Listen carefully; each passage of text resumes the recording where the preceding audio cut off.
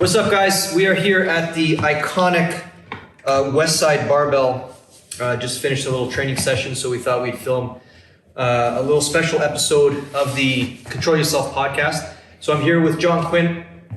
A lot of you guys who know the podcast know John as one of the head instructors of the functional range systems, as well as someone who works here at Westside Barbell. So I guess we're going to get a little bit into that, like how you got here.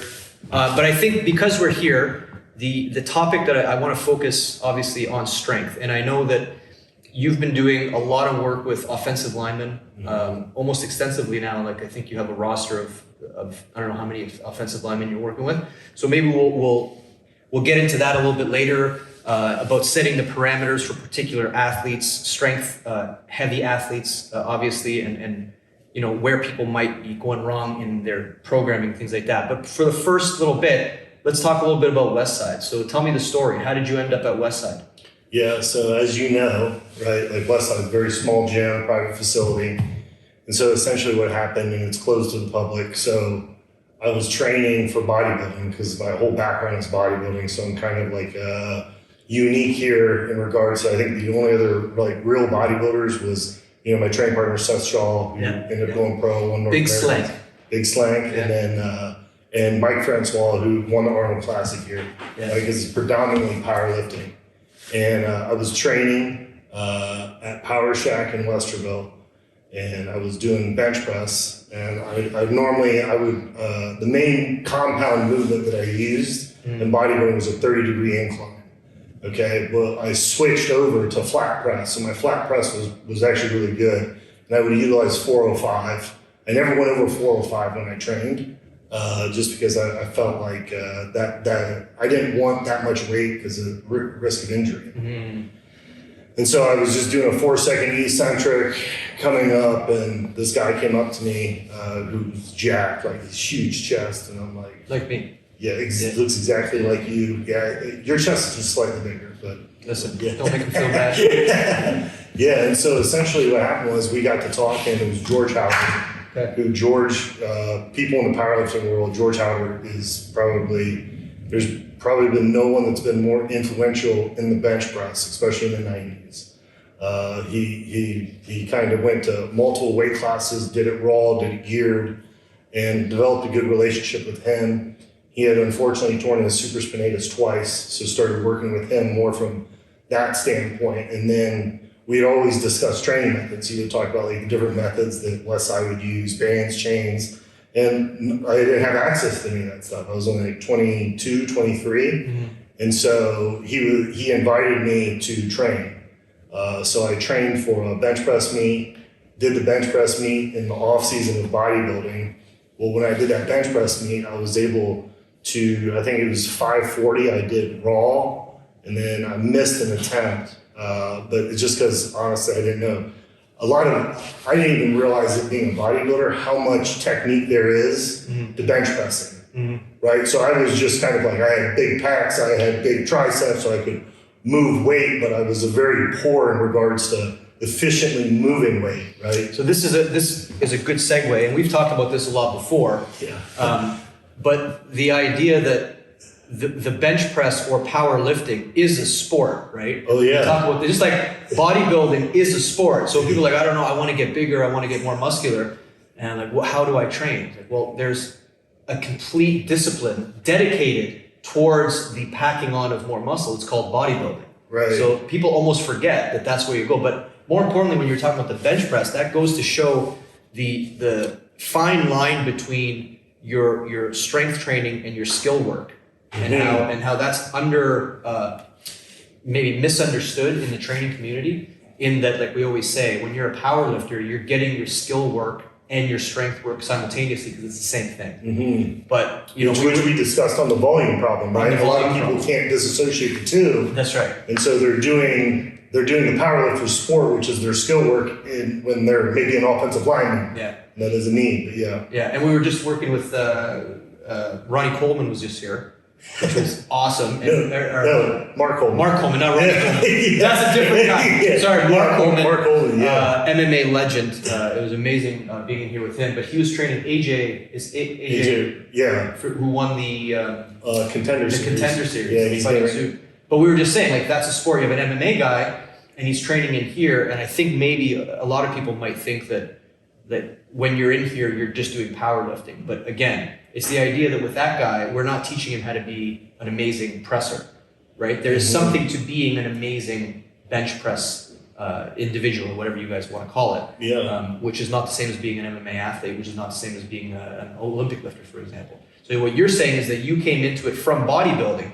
So you were strong as shit, but you didn't have Well, I was big. I had the biology, but not the neurology. There you go. So right. you didn't have the connection between the biology and neurology. Yeah, and being able to essentially coherently organize that to do like one rep, right? Because you're used to training through discomfort. Yeah. You know, like you're not used to like, okay, hey, you're gonna be able to do one rep and then that's it. Well, it's the exact opposite intention, isn't it? Because when you're bodybuilding, the idea is that the external stimulus that you're using is being utilized in a way to build biology. Yes. But when you're a powerlifter, you're using the weight for the exact opposite reason, well, at least competition-wise, in that you're trying to beat the weight. Yeah, exactly. As opposed to bodybuilding, you would be told not to beat the weight. And I think you gave me the best cue for that when you're training and you're trying to put on anatomy, which is don't beat it with speed, right? So wherever it feels like it's harder, you would recommend to slow down, which would be the exact opposite of a powerlifter who needs to get through that sticky spot in order to get the weight back up. Exactly. Okay. And even when you delve into the science and practice of strength training, and you look at maximal effort method, dynamic effort method, those are going to primarily affect the nervous system. Those are nervous system based training, right? When you start to get into repeated efforts and other stuff, that's when you start to build the biology. So kind of powerlifting lives over in this force velocity area, and bodybuilding is kind of in this repeated efforts to failure area. Yeah, it's like the two extremes on the ends. Yeah. Right? So anyway, you continue your story. So you ended up doing you were pressing, but... Yeah, so this is the first time I ever used bands, chains, all that stuff. And George, he knew how to wave all that stuff. By wave, I mean modify the load plus band tension plus chains. Right, so one of the things that Lou really did revolutionize, right, is multiple forms of resistance. So let me give you an example. Let's say you got a barbell, and the barbell has no bands or chains over it. Okay, you got one form of resistance. But let's say that I put one band over that. Now you get two forms of resistance. Let's say I put a band and a chain. Now you get three forms of resistance. So you can see that's how you're avoiding neurological stagnation, is being able to sequentially move through different forms of resistance, which I never did, right? And George was essentially a master at doing that. He had so many years of him and Chuck Vogelpohl, and then Lou, they really had a system for how you would weigh band tension. And so I was very fortunate that I was able to learn with George and be able to train alongside George. After training alongside George, and then we had some success with his shoulder, and then that's when he introduced me to Lou.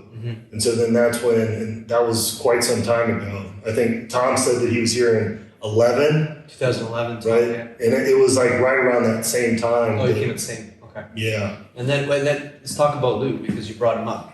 I mean, for those of you who don't know, Lou is he is the legend of legends in strength sports, right? So, like, what was it like to meet Lou? What was his, if you haven't met Lou, I don't think that it can ever be explained to the extent that it would need to for you to fully understand what that man was and who he was and how he functioned. But if you could sum it up, like, what was it about Lou? Yeah, Lou was all about getting stronger. Right, so it's like, that's why, like, you joke around, right? Like, we talk about guys and the numbers and like, when you're like, when you're here, it's like, Tim 444-584-441-25. Like, what? Is that his fucking area code, or is that his lifting? Yeah, exactly. So that was the cool part about Lou. He didn't care who you were, where you came from, like he was all about essentially trying to utilize training as a mechanism to get you stronger. Right, and obviously he excelled in the absolute strength realm, right? So if you look at it, there's no better system of training. If you look at reality and records, right, all the all-time world records, both male, both female, both raw, both geared, right, you look at the duration for which that was, you can clearly see that there was a system, right? Like we talked about in the internal strength model, right? You know, if you look in the early 90s, you had no man could bench press 600 pounds. Well, then that barrier was broken in the same year by 3 guys that were all from Columbus, Ohio. Yep. So clearly there's a system of training to acquire absolute strength that is highly successful here. And so, you know, the difference is, and I know this is probably what we'll get into, because, you know, through all the teaching that we do, this is something that we see is essentially everybody thinks that, you know, when you're at Westside, the goal is to acquire an all-time world record. So there's no upper constraints, right? But we know, like, if you're a jiu-jitsu guy, right, there is an upper limit. There is a point of diminishing return. That's not the sport, right? There should be an upper limit. Well, there is both physically there's an upper limit, but theoretically the trainer or the practitioner should have set that upper limit before they started based on the sport. Correct. It's not closing their MSD all the way down to like 5% like an elite level athlete, right? If you may only need double body weight, but if you have double body weight and then you're running velocity-based stuff, if you're running the internal system in parallel with that, you don't really need to do the strength training at that stimulating acquiring intensity anymore. And that's the one thing that, you know, we were discussing earlier this morning with Tom, that we figured out that it's not hard. It sounds kind of irrational or crazy, but it's actually not hard to get someone insanely strong, right? Like that's all that's been getting done here for years, right? Yeah, the equation's there. It's right. So it's like, how do you get strong, but then maintain, let's say, joint health, maintain connective tissue health, right? Like there's all these other things, right? Because as you start to increase that nervous system based capacity, do you have the biological structures to support that, right? And unfortunately, you know, that's one of the things that we've learned, right? Like if you're not specifically training your joint, if you're not specifically training, let's say, the rotational muscle that articulates to your joint, which almost gets no training, right? That those are going to be the things that unfortunately, as you're increasing, you're closing that absolute strength gap, you know, you're going to that all-time world record. That's unfortunately what's going to. So there's a lot of things in there. So you said MSD, so you're talking about the muscle strength deficit. Correct. Maybe for the people watching, if they're not familiar with what that means, because it's a very important concept in order to set parameters on what you're trying to acquire in that particular individual. So maybe define that quickly. Yeah. So it's something we go over in the model. So essentially, you have there's a difference between absolute strength and maximal strength. Absolute strength, and the Soviets figured this out, Zatsky-Orsky.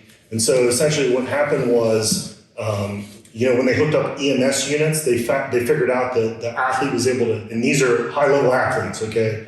So these are Olympic-level athletes. When they hooked up EMS to them, more force output, right? And then that's when Zatorsky, his exact nomenclature that he uses, the hidden potential of a muscle to have more. So now we see that when you hooked up to the EMS, that's absolute strength. That's everything firing.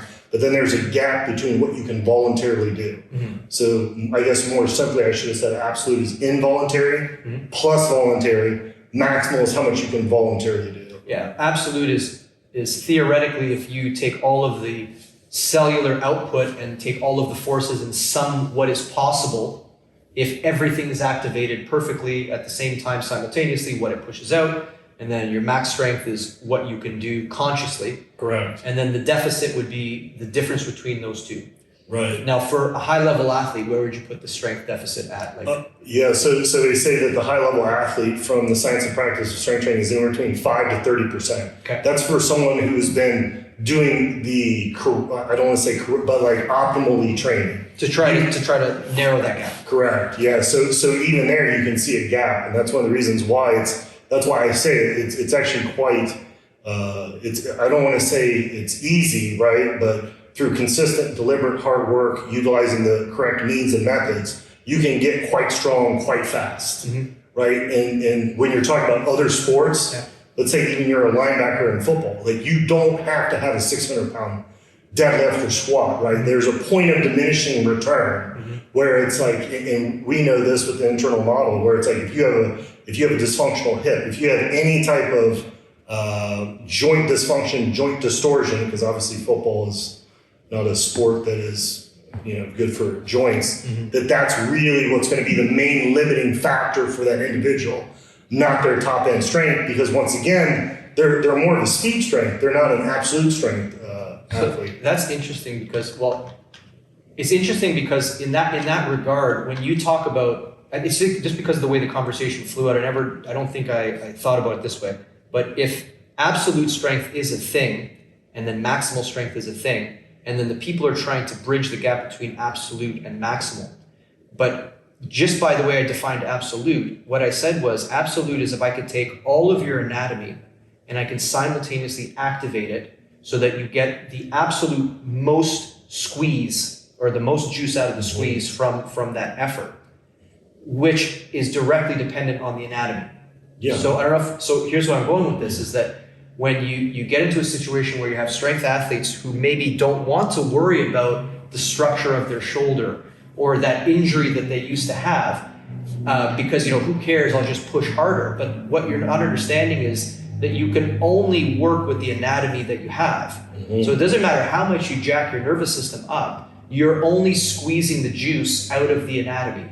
So if your shoulder is dysfunctional, your absolute strength, by definition, is automatically less. Yeah, it's 100%. It's now a constraint. Absolutely. To your nervous system instead of being an enabler. Yes. Right. Which is one of the reasons why in that internal model we reverse the focus and we take it out of the collected organization of your anatomy to produce a movement, and we turn that focus back into the body. And we say, how do we optimize the internal components that we then use to acquire what we would determine absolute strength, right? And it may be that the people who are in the gym, like, I don't need this joint training because I just want to get strong. Maybe that will help, just that realization that your strength is a byproduct of your anatomic potential. Yeah, so let me, I know you know this, but for the viewers, I'll kind of share with them. So let's say that you want to run you got a high level power lifter, you want to run a 3-week wave to increase their deadlift, right? So if what we did was we did an objective physical assessment on the hip joint, and let's say we just test rotational capacity, internal rotation, external rotation, and all they do is external training, okay? And their external training is optimal. So they increase their deadlift, so it's success. But what we'll see on the back end is biological accommodation at the joint. That's right. Right, and so in that, and 100%. So that's why one of the things, because people will go, well, how do you get lifters to buy into this, right? Which I think that maybe the practitioner isn't having a conversation with the individual. But think about it this way: I always tell the athlete, I'm like, your loading is going up, but your range of motion and space that you have is going down. Like that is the recipe. That's when you know, hey, this person is essentially biologically accommodating and they're pushing to acquire more strength in that level. And you just know that at some point, one, that hip joint will constrain them and hopefully they don't get injured, but two, something they have to compensate for that lack of space that they've lost to acquire that. And that's the thing with the internal model, right? That's one of the things that, Bondarchuk with the Soviets kind of figured out in regards to, when you train only max effort. The intro lecture that we do on day 2, where we talk about you have to concurrently train multiple methods, right? So if you're only training max effort method, you're only training the one side of the force velocity curve. So at some point in time, you reach diminishing returns, and that's what they found with the shot putters and the hammer throws, that they started to go down, right? And so that's the reason why it's like we're trying to get all these people that are running external models, regardless of, you may not think Westside is good or whatever model you're running externally, to run the internal model in parallel so that you can actually starve off that biological accommodation that then leads to, stagnation of the nervous system.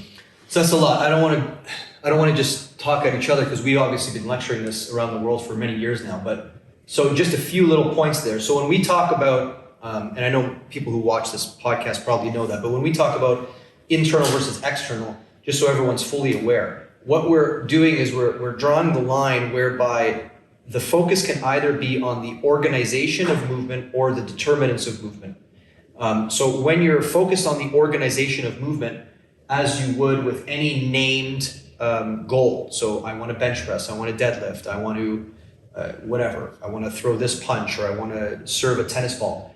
What you're doing is you're looking at the ability for the body to organize all of the determining factors that lead to strength production, okay? So we consider that to be external training because you're trying to manipulate the movement of something external to you in a patternized way that is predetermined. When we're talking about internal training, what we're doing now is we're saying that we're not focusing on what the body produces as an organized display of strength, but we're focused on the individual components, the individual tissues, or the individual ecologies in the anatomy of the individual. And we're training those ecologies to then be able to subsequently improve someone's external training models or external training needs or abilities. Yeah, 100%. So it's an intent thing. So I think maybe people get confused into thinking, oh, well, you go into internal training and the training somehow gets easier or you're not working as intense. But the fact of the matter is that we're taking all of the physiological research that has been done to the external model. To a certain extent, we're taking all Lou's work in trying to understand the Soviets and the conjugate sequencing system and saying, if you take all of that knowledge and instead of using that knowledge to produce an external movement, you use that knowledge to develop the internal system. So we use pretty much the same structure of programming, the same technique, so to speak, but it's for a different purpose. Mm-hmm. And I think a good thing to note about that is, like you said, like in an external model, when you're bench pressing, for example, you bench press, you have accessory motions or movements which are pretty much derivatives of the bench press, right? Mm-hmm. They're taking a bench press, they're breaking it down into smaller components, and then they're giving them names. And historically, as you've discussed a lot, that's how we got all of these exercises that you see people doing in the gym. Like, people think maybe these exercises are for themselves, but really all of the named exercises that you see people using were developed for the purpose of enhancing the strength sports. So enhancing deadlifting or enhancing bench pressing or enhancing whatever. So you would break down the movement into the component parts and then train them, as opposed to training the actual parts doing the movement. And you mentioned something earlier. You said, you're in an external system, you might not work rotation. So I'm going to unpack that a bit just so people understand. Yeah, of course. Everyone knows that what entropy is. We know that our body starts in an organized fashion and it consistently breaks down to disorganization in time. And really the only thing to counter entropy is effort. Mm-hmm. So you have to put effort into the system to maintain or improve the complexity. Determine the system. So that the system, exactly. So what was I saying there? So with regards to what was I just saying? Sorry. Shit, that's okay. We'll get back. With regards to the external system, we're talking about the rotational problem. So if everything is undergoing entropy, so that means all of your external muscles are going to go in entropy, all your internal muscles are going to go in entropy. So if you haven't trained something in a while, the assumption would be that whenever you stop training it, to this point, the tissue structure and everything, the strength, the ability of that tissue is going to continually go down. So therein lies the problem, is that from an external model, if you're using the exercises, bench press and all of the derivatives of bench press, you're really working in linear fashions. So what is often ignored in programming is, when was the last time you put effort into, say, your rotator cuff of your shoulder in order to either maintain the tissue that's there or to improve upon or to build upon the rotational tissue? And the answer is you don't. And for those of you watching, if you want to conceptualize this, you think to yourself, when was the last time you did any type of individual or isolated rotational training for your shoulder? And most people, their answer would be, the last time I got injured.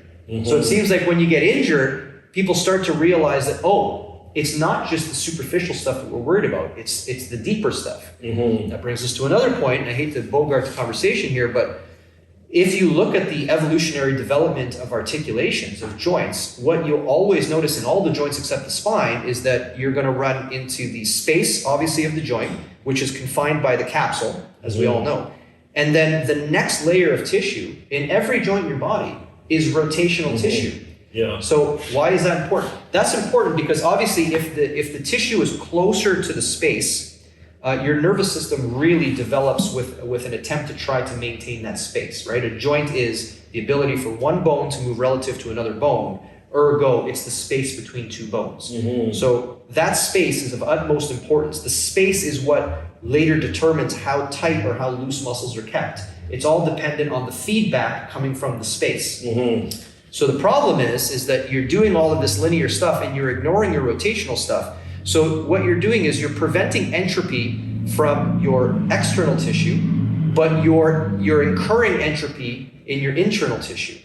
And your internal tissue is what we refer to as our primary afferents, because the internal tissue is going to be what tells your central nervous system how that space is doing. Is it still good? Is it viable? Is there injury here or there? So if you're losing that internal tissue in time, you're really losing the ability for your body to read and understand that articulation, which means that you can't, if you ignore the internal system, you're, like you were saying, you're going to get to a certain point, right? If you bench press for long enough, you're going to get better, right? But then eventually you're going to hit a point where, because you've accommodated to that bench press and you've let everything else go, that bench press is going to start to come back down, or you're going to injure yourself. Well, yeah, that's one thing we talk in the internal model course too with Shivers, is essentially what's going to happen is you're going to, how most systems work, right, is your bench press goes down and you go, oh, hey, accommodation occurred. But if you were running an internal system,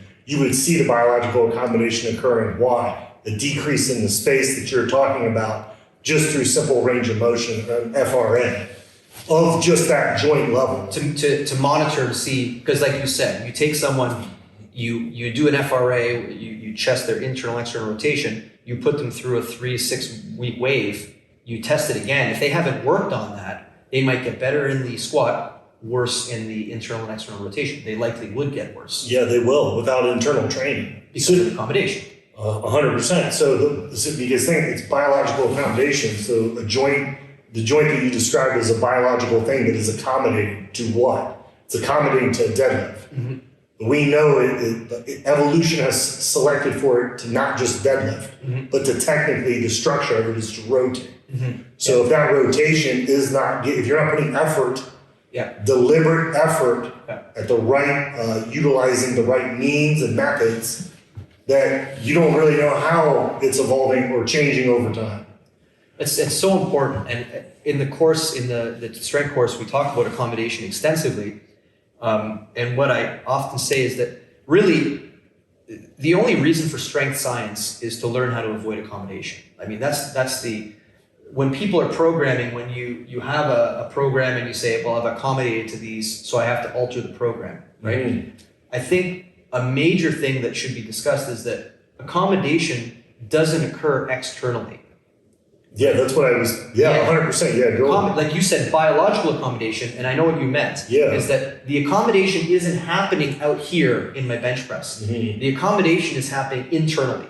So there's no such thing as external accommodation. There's internal accommodation, which presents itself as external accommodation. Right. So what you're saying is, if you're constantly building the internal system, then because you're bringing a new athlete to every deadlift, there is no way for accommodation to occur.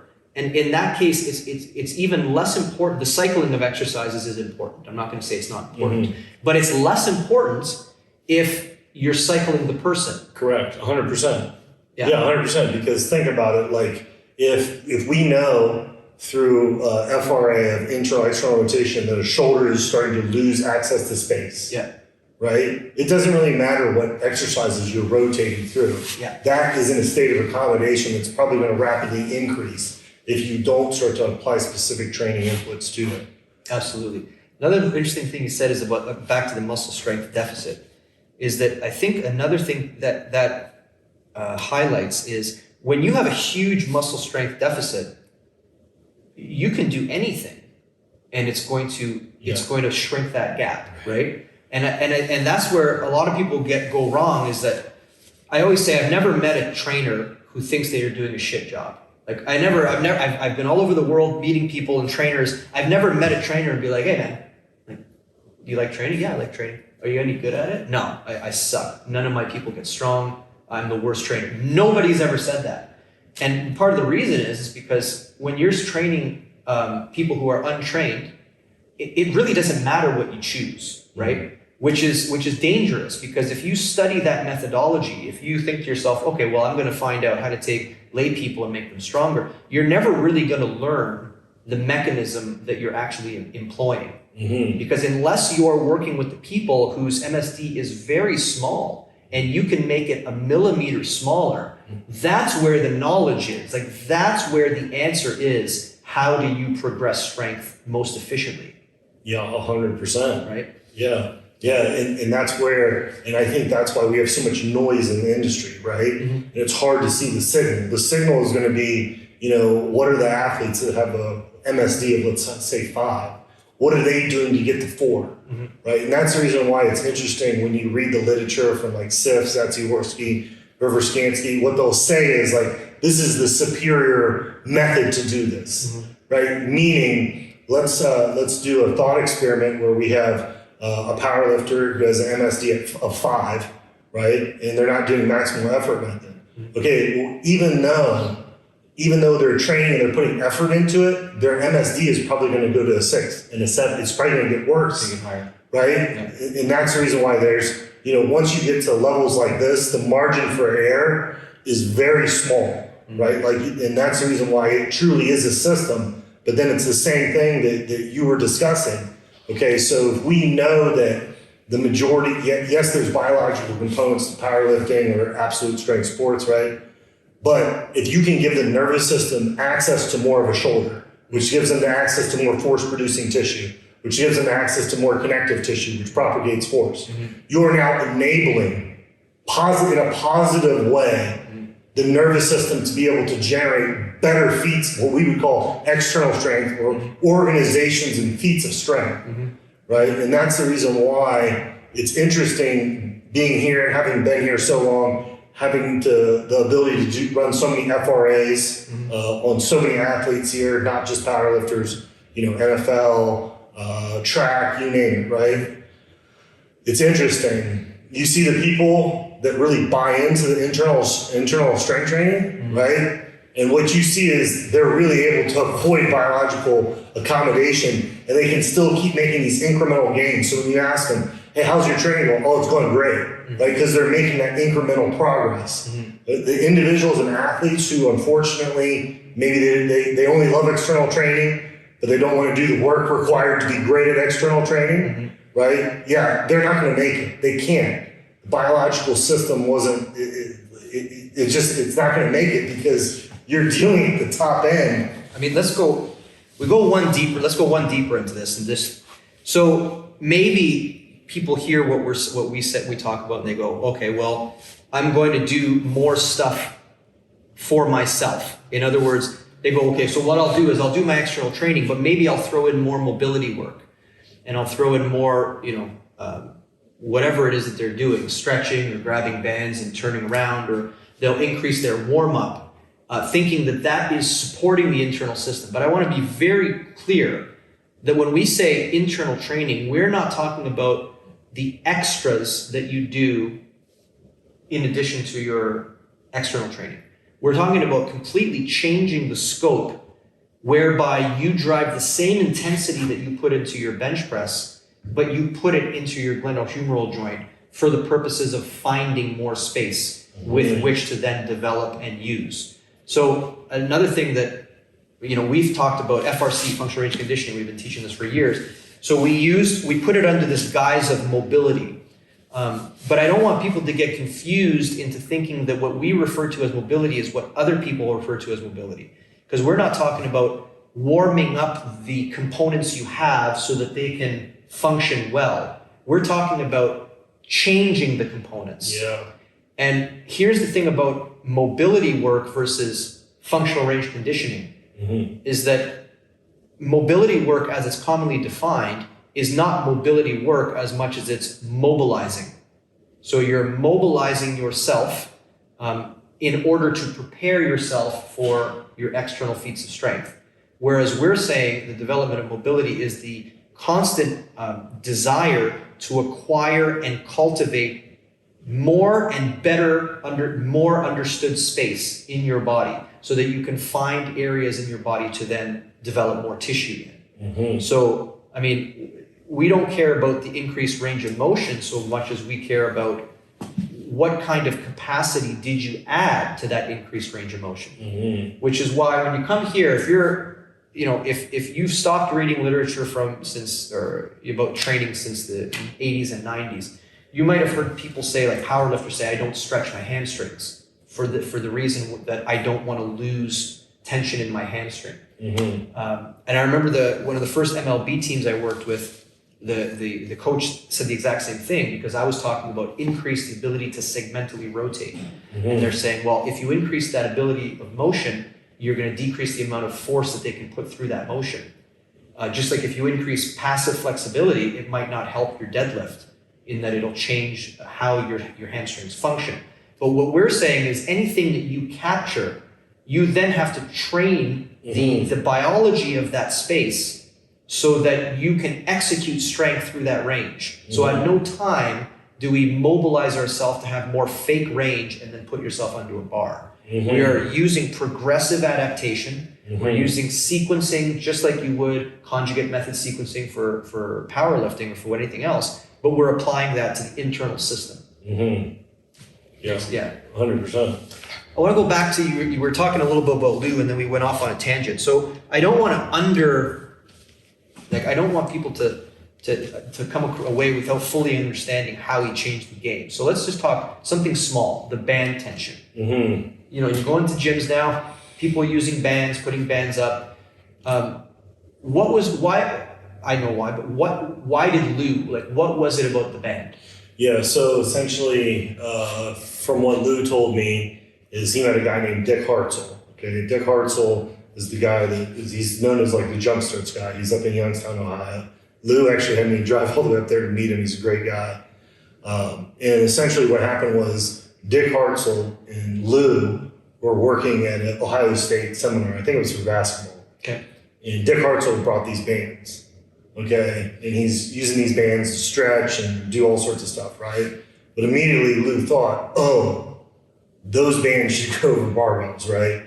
I think he had read some sort of... That's a crazy... you have to imagine that this was before you've seen this, right? Yeah. Because it's easy to say, yeah, of course it can work. But if you just look at these bands and, people, they use them for stretching. Right. And he knew Yeah. That should, now, why? Let's go into the technicality of it. Yeah, because at that point in time, you had weight releasers where you got a mechanism on there as you lower down, the weight releases and you come up. Mm-hmm. You had chains. Mm-hmm. I think Hatfield was talking about the acceleration-based training, mm-hmm. like all that stuff, right? But Lou was smart enough, man, that I like even if you just read like the science and practice of strength training and what happened to the shot putters with their bench press goes up, and as their bench press goes up, they're throwing further. Then it gets to a certain level, which is like 505 to 540 pounds, mm-hmm. and then it starts to drop down, right? It's because they weren't optimally training the velocity side of that. Mm-hmm. And so I think Lou already messing around with chains, right? Because if you use chains only, he'd be like, well, this is in the 90s, right? Mm-hmm. But yeah, and so he was able to put bands over that, and then essentially already had a system of sequencing the load in place or the resistance. And then that's when they really kind of, they really did figure out how much straight weight you need, right? How much weight on the barbells that you need, and then how much band tension over top of that. Because, yeah, go ahead. Because then, obviously they figured out the bands create an overspeed eccentric, mm-hmm. right? So, as you take band tension up, right? If you have a bench press here and it's locked out, right? It's going to come down because it's like a slingshot. So if I dropped a stone, or if I slingshot a stone, it's going to move faster. So you get that overspeed eccentric, which then is going to enable you to then start to have reversal strength, and then speed coming back up, where normally the nervous system is going to, that's one of the things when you start to utilize bands, you see how much they drive the nervous system and stimulate the nervous system all the way through the repetition. Because normally as joint angles become advantageous here in a press, it's easiest for me, right? But the band tension is the highest, so it's hardest for me. So you really start to figure out how to drive through. And then when you start to use sub-maximal loads, but at optimal velocity, now you're really starting to build the different, the full spectrum of strength on the velocity scale. Put a pin in that. So you're referring to the force posture curve. Force velocity curve. No, but the force posture curve. Oh yeah. So what he's saying is that in any exercise, there's some of that exercise which is going to be harder, and then it's going to get progressively easier depending on how gravity is working on you. Yeah, because that's what they discuss that too, right? And that's what lifters are telling you. That's the difference. Like when you get advice from a power lifter, they're going to kind of tell you how to beat the lift, right? Instead of making it harder. That's why when I was training, for bodybuilding, I'm trying to train the tissue, which is completely different. That's why my technique for so long was so horrible. And then that's it. And then so many things come up because the idea of failing comes up there too. Yeah, but go back to the force posture curve. So I was saying that for any exercise, if you map out where your forces are high, when they're low, and then you map out the posture that you're taking, as your posture changes, it's going to mess up that force posture curve. Yeah. So if you're doing a bicep curl, for example, you're going to be harder up to about here, and then it's going to get easier as you're coming up top. If you're benching, it's going to be hard, and then it's going to get easier as you're up here. But like you said, the band forces, it inverts that so that you're working hardest at where your posture would make it easiest. So you're getting full range of motion stimulus as opposed to for half or for a bit of it. Yeah, exactly. But that brings up another point we were talking about that a little earlier too, with regards to your absolute strength and how there's a limit to the amount of absolute strength that you require depending on your sport. And what people might not understand is the only difference between an athlete and a non-athlete in a particular sport are their speed profiles. So it's their ability to execute speed at very specific times. And that's what sport is, right? So it's not, it's like you have a speed repertoire, and when your speed repertoire matches the optimal speed repertoire of your sport, you have yourself an incredible athlete. Right? And which is the reason why they're like you can see, that's why you would train to that optimal level of maximal strength, essentially put a linchpin in there, and then really try to fill in the full spectrums of velocity so that the nervous system can select for whatever speed and direction that it needs. Yes. I think people put that, they have like the absolute strength, absolute speed, strength, speed, strength on that continuum. And I think people oftentimes, when they're thinking about that continuum, they automatically also want to assign exercises to each category. The external exercises, as opposed to understanding that continuum from an internal anatomical system, whereby if you lay down tissue, you have to decide where on that spectrum do you want that particular tissue to function. And that's when you would decide, do I want to be closer to absolute strength or strength speed, or do I want to be closer to absolute speed and speed strength? It's not necessarily, speed strength might be, plyometrics with a vest on.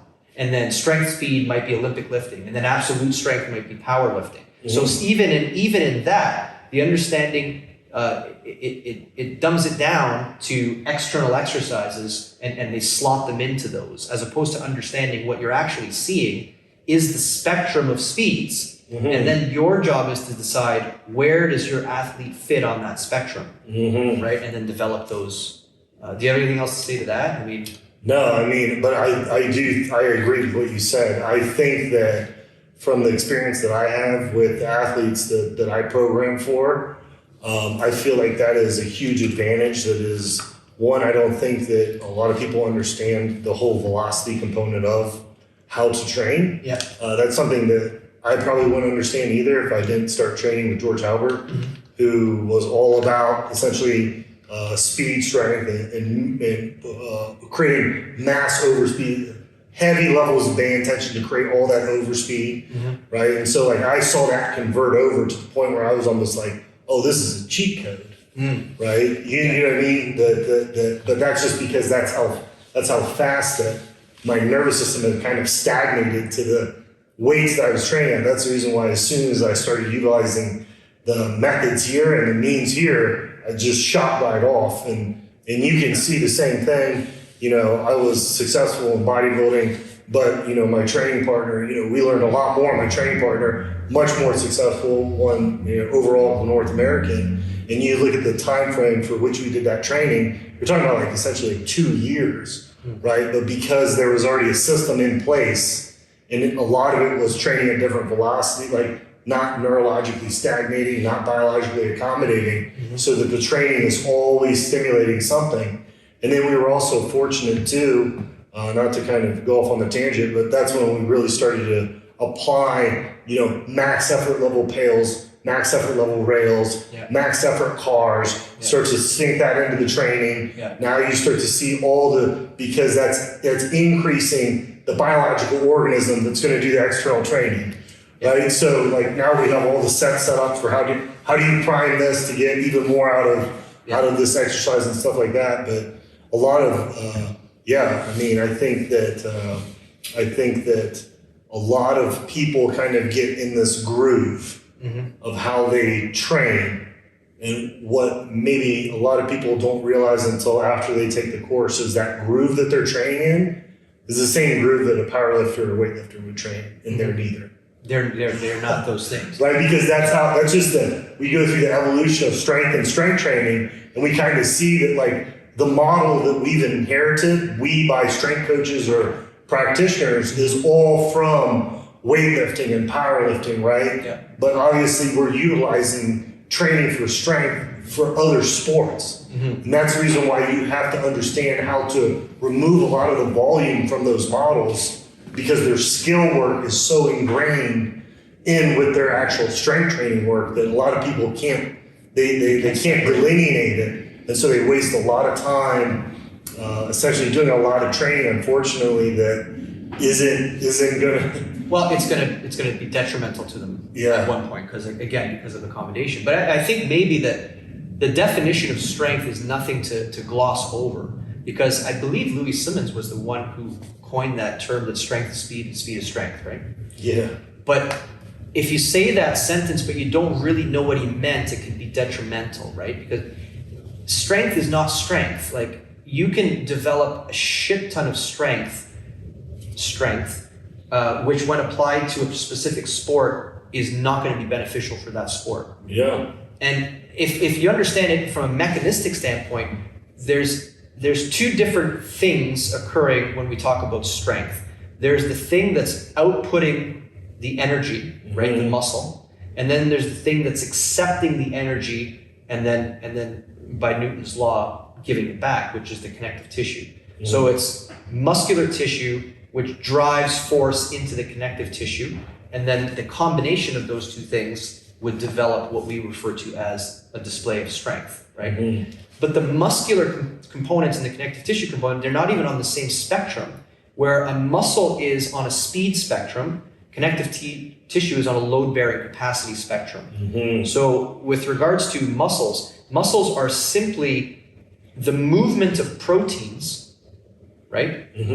At a velocity, which in turn transmits forces into connective tissue, which in turn translates into movement.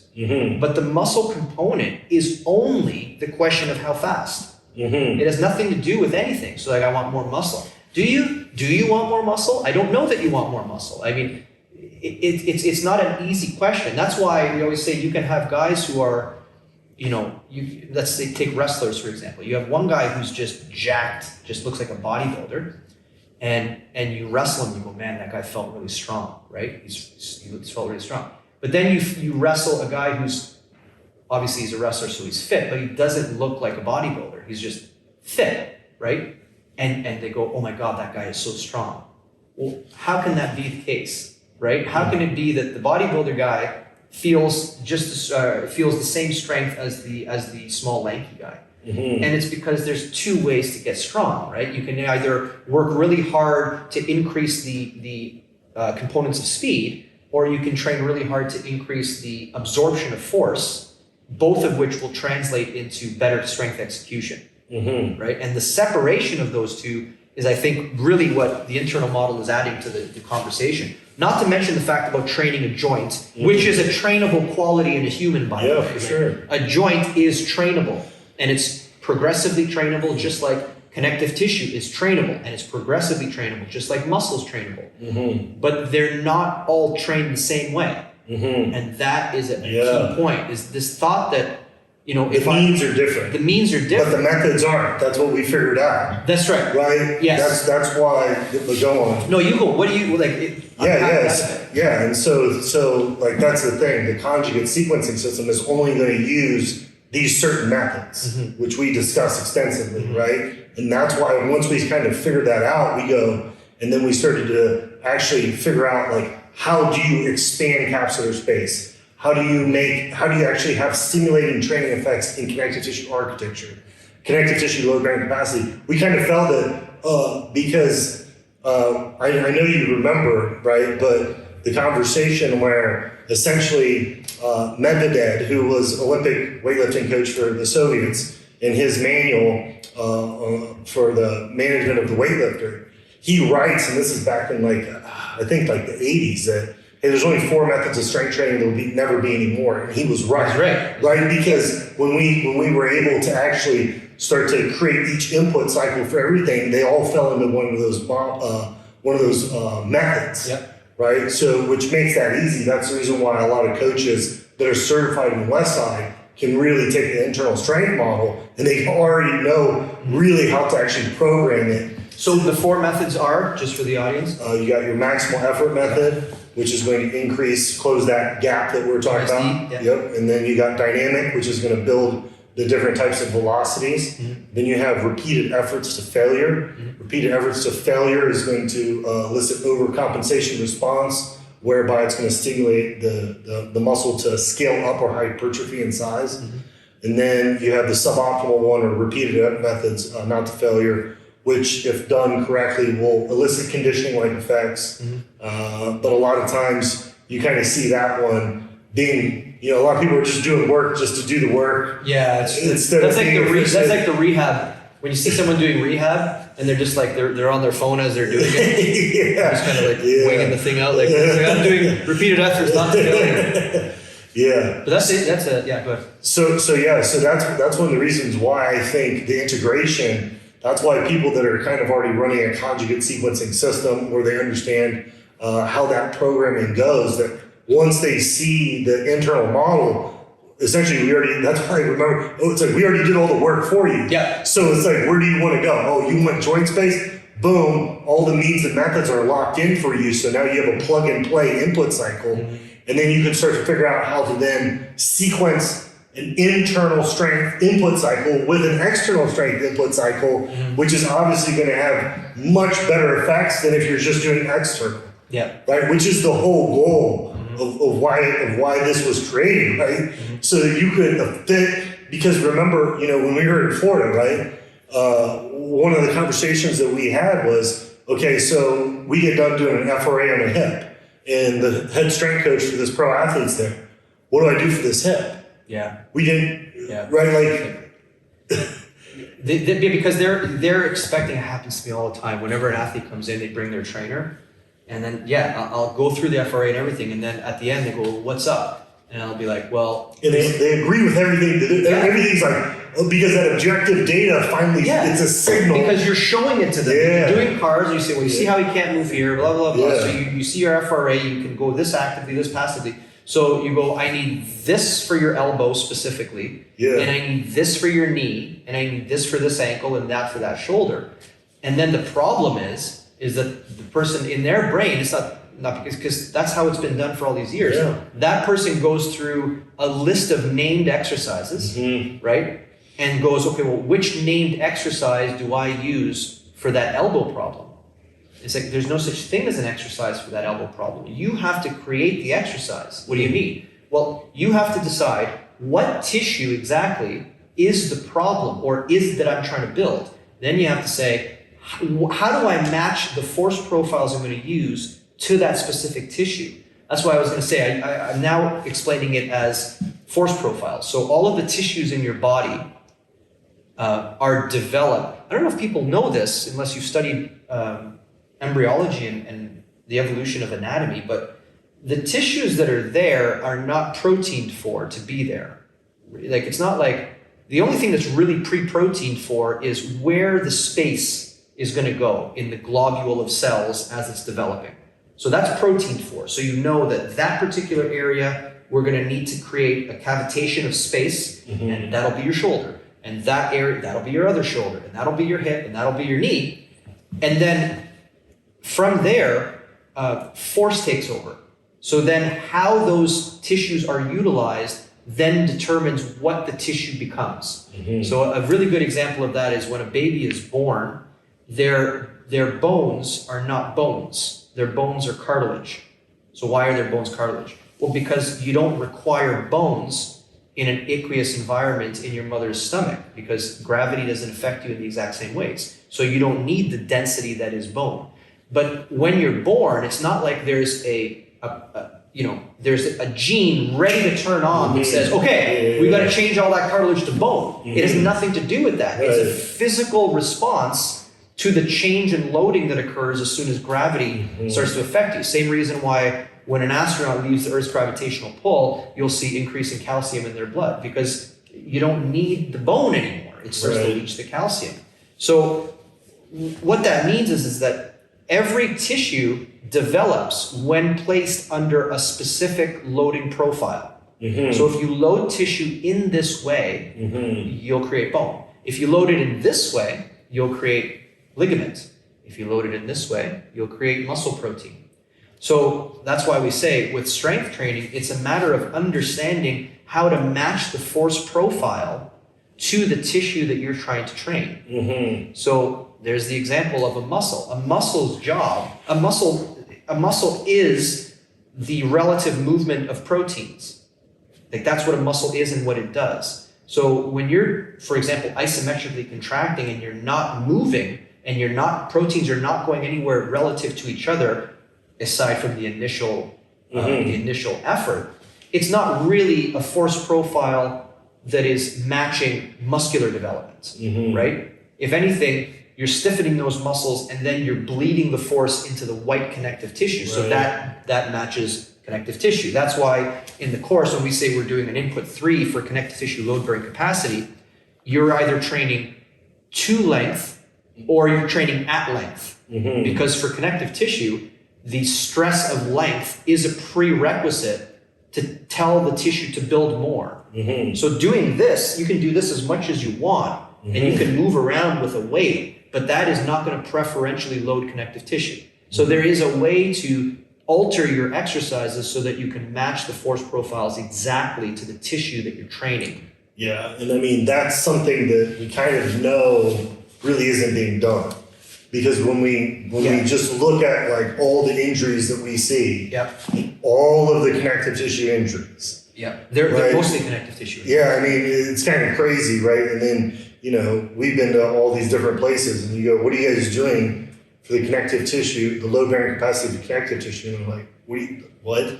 Yeah, right? And you're like, it's untrained. So like, untrained connective tissue. So when you put it into a volatile environment, don't be shocked when it blows up. Well, it's weird because injury prevention has for a long time only been thought of from the development of nervous system reactivity. As if the nervous system can be trained. Meaning that they don't take into consideration connective tissue. Yeah, because the idea is that if your nervous system is good enough, then you can react your way out of any injury. Yeah, but you can't. But you can't. Yeah, obviously. Obviously you can't. Yeah, right. Because injuries, right? So like when you go over on your ankle, there's something to say that I want to train my balance. But there's also something to say that it doesn't matter how good your balance is in a live sporting environment. shit happens, right? Yeah. So eventually you go over on that ankle, and then it becomes a biological, mathematical equation. Can the tissue that you're stressing handle the load that's being put on it? And if you've been training that tissue from a muscular perspective using motions, that's one thing. But that would require, that inversion of the ankle would require that you take that tissue to length and then load at length. Well, yeah, and another comparable that we see all the time in the NFL, right? Torn Achilles, right? Yep. And these are in very dynamic players generally, right? So not on the line, not that linemen are dynamic, right? But they're wide receiver, defensive backs, running backs, right? It's the same thing where maybe you optimize nervous system training and muscle training, but the connective tissue, and now literally. You don't have any of that connective tissue architecture or the ability of that architecture to behave, to even handle the forces that you can generate just by yourself. Yep. And then the injury occurs. Yeah, it's a huge thing, but that's why, because you had brought up about how it's not nervous system. Sometimes the nervous system can actually drive it because the nervous system has been trained out of equilibrium. Right? And the nervous system is actually outpacing the connective tissue. Yes, because you're not managing the ecologies, right? Yeah, you have your nervous system ecology, you have your connective tissue, white stuff ecology, you have your red stuff, muscular ecology, and then you have your joint space ecology. Right. And the fact is whatever one of those is not trained, that's likely going to be your downfall. And for the most part, joints are never trained. Joints are never trained. Connective tissue is almost never trained. Right. And you train, don't get me wrong, these are all... They're getting secondarily affected, but not primarily in a specific way. It's not like you don't get stronger connective tissue by lifting weights and by doing muscular stuff. But you're not matching the force profiles as efficiently as you were if you were to say, well, no, I'm doing dedicated work at length or to length. When it's done is when you injure yourself. Yeah, of course. It seems like when someone injures themselves... That's the feedback mechanism. Yeah, all of a sudden, all of these things make sense, and then when you're feeling better, you just fall right back into... The example is working to length. So back when I was in school, there was this whole thing on the tendon debate. So there was we were diagnosing things as tendinitis, and then research comes out showing that it's not an inflammatory problem, it's a tendinopathy, it's degenerative. And then research comes out, Kahn and a bunch of other people, they start to look at eccentrics. They go, oh, eccentrics are good for tendinopathies for a variety of different reasons.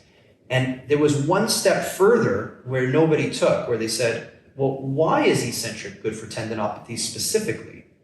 There's various reasons. One is it decreases pain. But one of the reasons is because you're working to length, and to length is a connective tissue stimulant.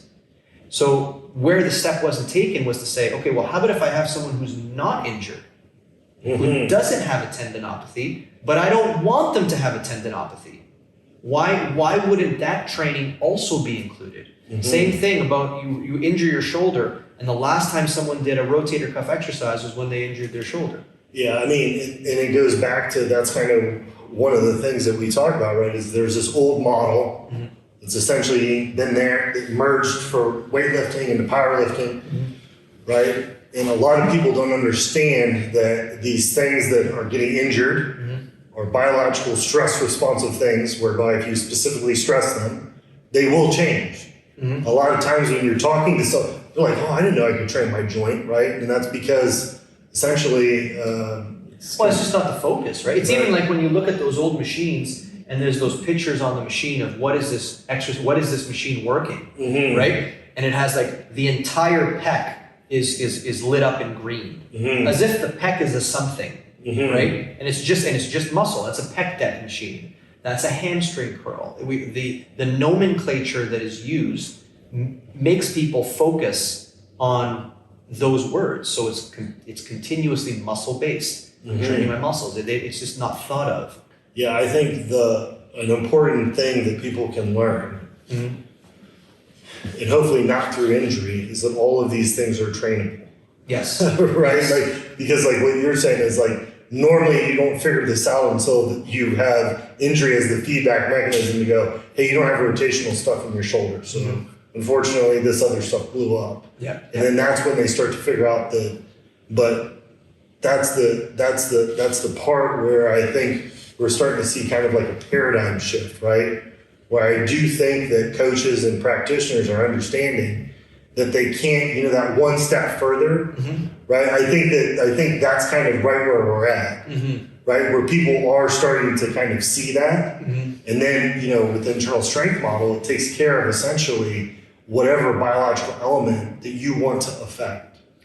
And I think that you also, the next step, that it's getting better, of course, but the next step is to realize that there's no different, like when you're rehabilitating an injury, right? You're trying to build back a tendon that was damaged. You're doing your mobility work. You're doing there's only the methods that you said, right? There's only certain ways to train. And the idea here is that those are not in new realms. So mobility work doesn't live in a realm on its own outside of strength and conditioning. Like the physiology is the physiology. And we know what makes you strong from an external perspective because the Soviets demonstrated that, and then Lou took that and ran with it as well. So we know the physiological stimuli that is necessary.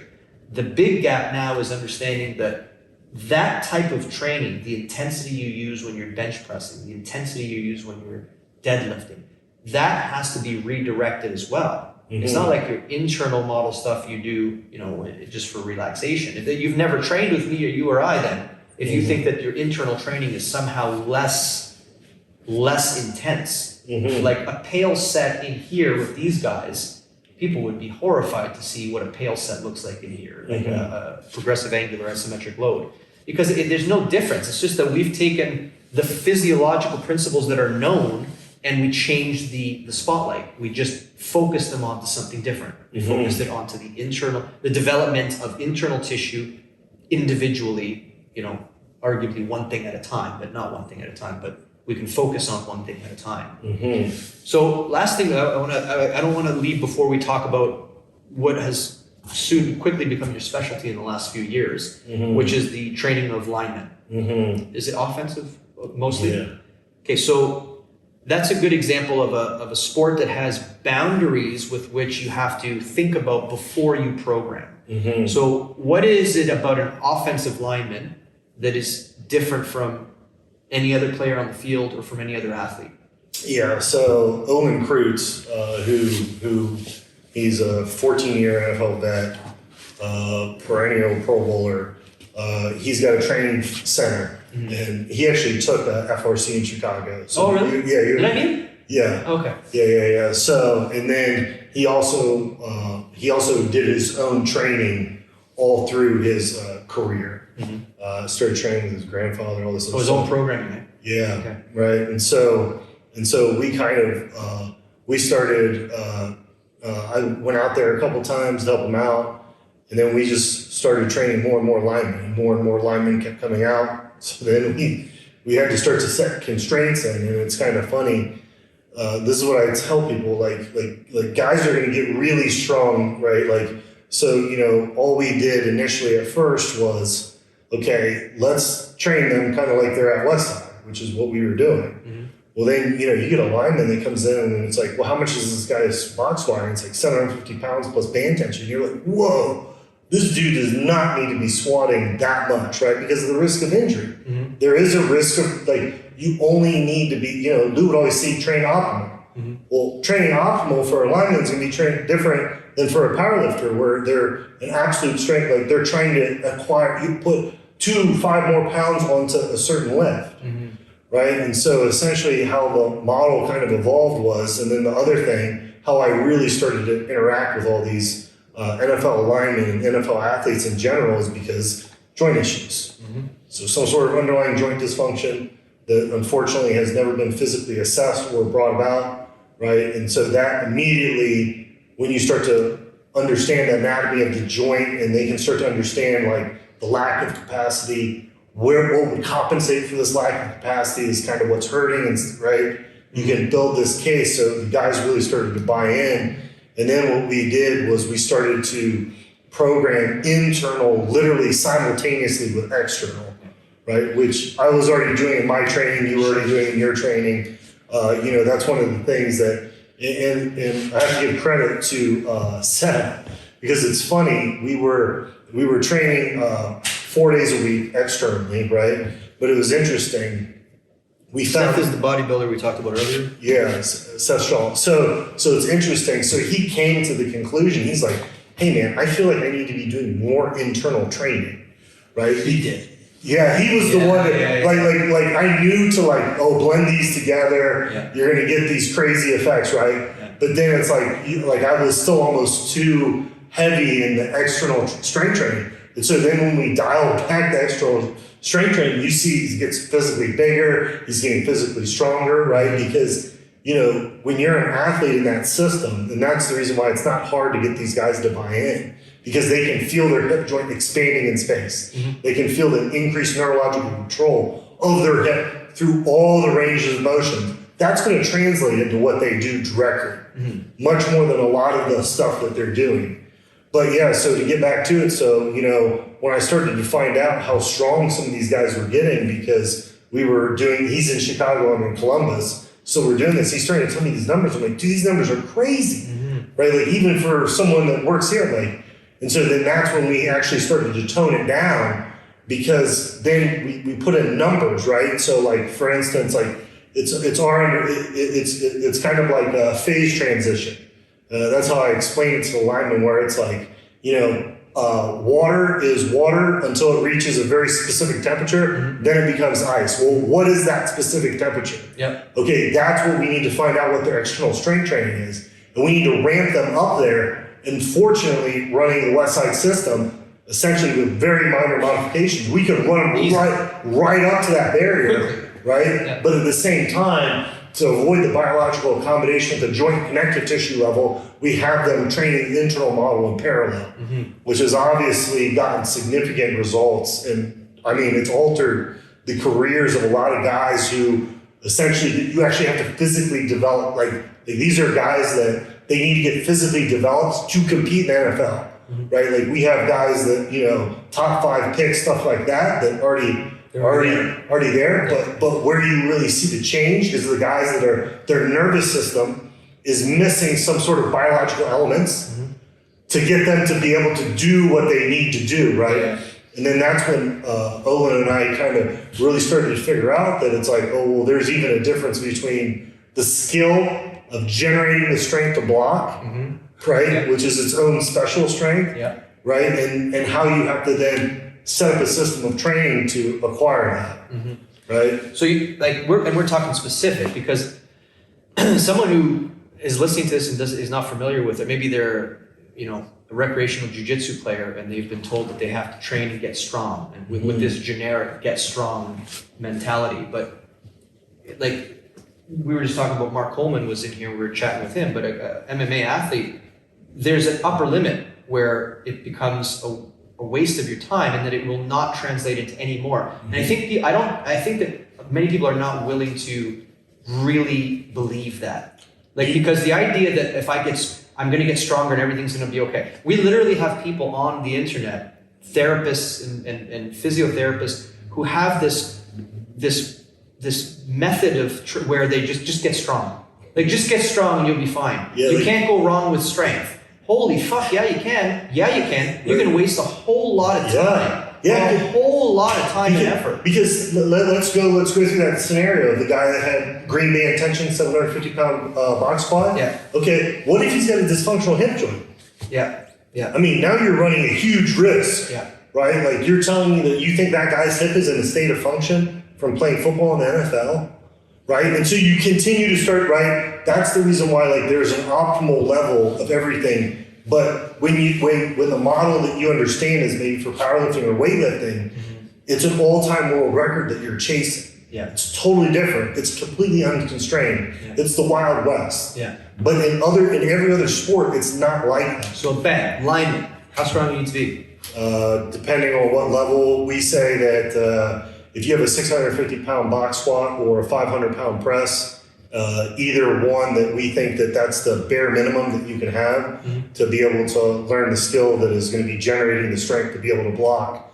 At the high school level, it's actually less, right? Like we found out that, it doesn't seem like much, but, if you have a 450-pound box squat, and if you have a bench press that's about 315, you're gonna have the nervous system ability to generate like that impulse that's needed to essentially be able to block.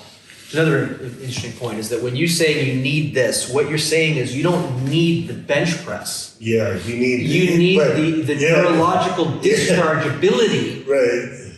To push that much. Which is one of the things that we talk about in person at the internal strength model, but we kind of kept out to a degree so that people could kind of be in the wheelhouse and really get great results there. But yeah, what you're describing is understanding the maximal strength level from an internal perspective. Yes. Once you understand that, you understand that strength isn't this thing that you train indefinitely that doesn't have a point of diminishing return. That's completely illogical to think. Like you said, that like you can just continuously train, and there's never going to be a point of accommodation or of diminishing returns. Which is great because those same people, if I said, you've been working out for a long time. Yeah, I've been working out for a long time, 20 years. 20 years.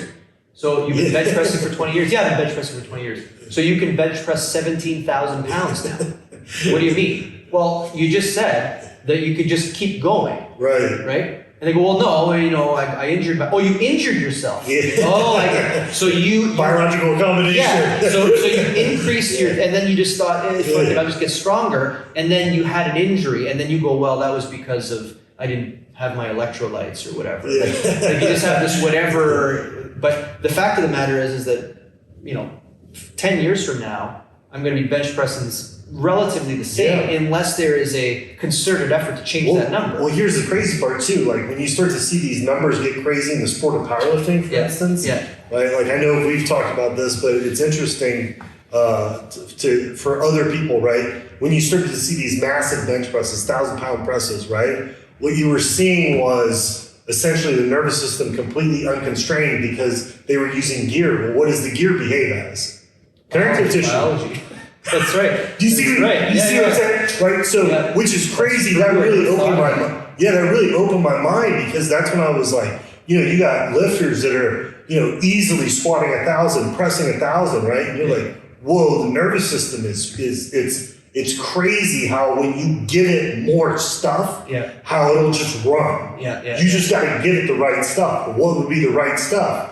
The joint space, the architecture at the connective tissue level, that connective tissue being able to organize itself, right? And then all the muscle. That's the reason why the internal model was essentially created so that the nervous system could be unconstrained up to its biological limit.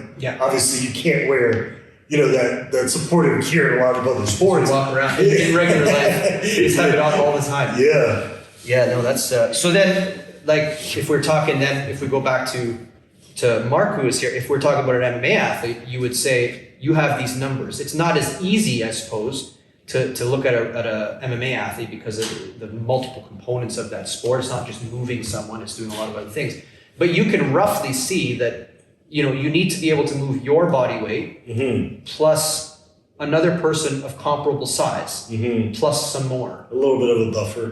Plus a buffer. But then a lot of it becomes, getting back to that force posture curve, hey, can you then take that magnitude of force that you can generate and have it discharged on a full spectrum of speeds? Yes. Right? Which runs into another problem where I'll always say, if you're choosing your max effort work and you're choosing it based on the historical perspective of exercise and you're putting all of that into a bench press instead of training your squeeze as a jiu-jitsu player, or you're told that, Olympic lifters are powerful, so therefore I'm going to Olympic lift. And that somehow is supposed to translate into power specific to the sport that you're playing, which is crazy.